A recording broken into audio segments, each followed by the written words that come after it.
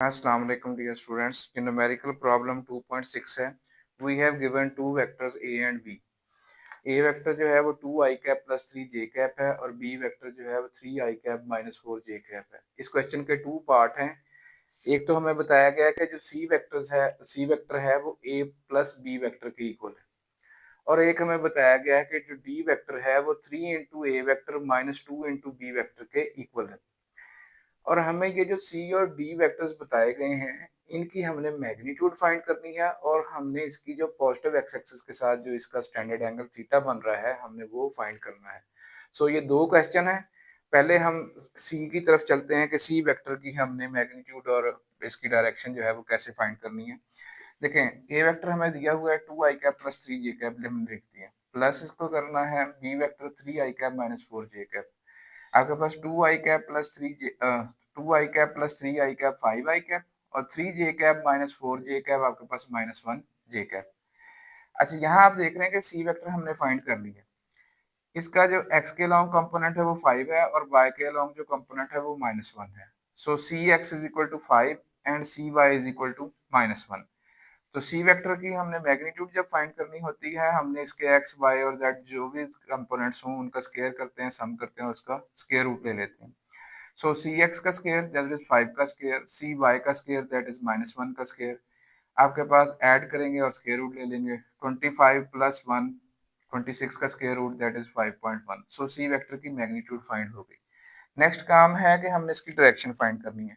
अब direction find करने के लिए आप जरा इसके जो एक्स और वाई कंपोनेंट्स हैं उनको जरा गौर से देखते हैं. देखिए आपके पास जो सी एक्स है वो पॉजिटिव है और आपके पास जो सी वाई है ये नेगेटिव है. आपको पता है कि यहाँ ये देखें x पॉजिटिव y नेगेटिव. सो ये वाला क्वाड्रेंट बनता है. ये कौन सा क्वाड्रेंट है? ये फोर्थ क्वाड्रेंट है. सो हमें सी एक्स और सी वाई के साइन से पता चल गया कि ये आपके पास फोर्थ क्वाड्रेंट बनता है. और फोर्थ क्वाड्रेंट में ये जो एंगल फाई होगा वो तो आपके पास ये वाला एंगल होगा जो हम साइंस इग्नोर करके जो है वो फाइंड करेंगे. लेकिन जो स्टैंडर्ड एंगल जो पॉजिटिव एक्स एक्सिस से एंटी क्लॉकवाइज बनता है ये वो स्टैंडर्ड एंगल है. ये आपके पास टोटल 360 में से ये 5 निकालेंगे तो फिर हमें वो एंगल मिलेगा. जब जो है कोई कोई भी वेक्टर अगर फोर्थ क्वाड्रेंट में लाई कर रही है तो theta standard angle will be equal to 360 minus 5. अब 5 क्या है? इसमें वही आपके पास tangent inverse of C Y by C X. लेकिन याद रखें कि जब हम 5 के लिए ये फार्मूला लगाते हैं तो हम इसमें साइंस को इग्नोर कर देते हैं. सी वाई का साइन माइनस था लेकिन हम यहाँ पे नहीं लगाएंगे 5 वाले फार्मूले में. C Y is equal to 1 and C X is equal to 5.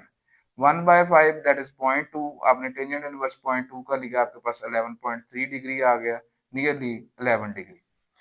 हमें फाई का पता चल गया यानी हमें ये वाला एंगल पता चल गया कि ये 11 डिग्री है. तो स्टैंडर्ड एंगल जो होगा वो 360 में से ये 11 डिग्री माइनस कर देंगे. तो 360 में से 11 डिग्री माइनस किया तो स्टैंडर्ड एंगल 349 डिग्री आता है. पार्ट 2 की तरफ चलते हैं. डी वेक्टर बताया गया कि वो 3 into A vector minus 2 into B vector है. हमें जो ए और बी वेक्टर्स दिए हुए हैं हमने यहाँ पे पुट कर दिए. A vector 2 I cap plus 3 J cap और B vector 3 I cap minus 4 J cap. 3 into 2 6 I cap, 3 into 3 9 J cap, -2 into 3 -6 I cap, -2 into -4 that is plus 8 J cap. अब ये 6 आई कैप प्लस का था, 6 I cap minus का था, ये cut के तो आपके पास क्या है 0 आई cap. 9 J cap plus 8 J cap आपके पास आ गया 17 जे कैप. अच्छा अब ये जो हमारे पास डी वेक्टर आ चुका है इसका मतलब है कि ये जो इसका एक्स के लॉन्ग कंपोनेंट है वो 0 है और जो वाई के लॉन्ग कंपोनेंट है वो 17 है. हमने डी वेक्टर की मैग्नीट्यूड फाइंड करनी है तो उसके एक्स वाई और जेड जो भी कंपोनेंट्स गिवन हो उनका स्क्वायर किया, सम किया और अंडर रूट ले लिया. अच्छा अब यहाँ पे ये 0 का स्क्वायर तो आपके पास 0 ही है तो आपके पास ओनली यहाँ पे 17 का स्क्वायर है और उसका स्क्वायर रूट है. तो ये स्क्वायर रूट जो है वो स्क्वायर के साथ कैंसिल हो जाएगा. आपके पास डी वेक्टर की मैग्नीट्यूड आ गई 17. अच्छा अब अगर हम इसको गौर से देखें कि डी एक आपके पास ऐसा वेक्टर है जिसका जो एक्स कंपोनेंट है वो 0 है और उसका y कंपोनेंट पॉजिटिव है.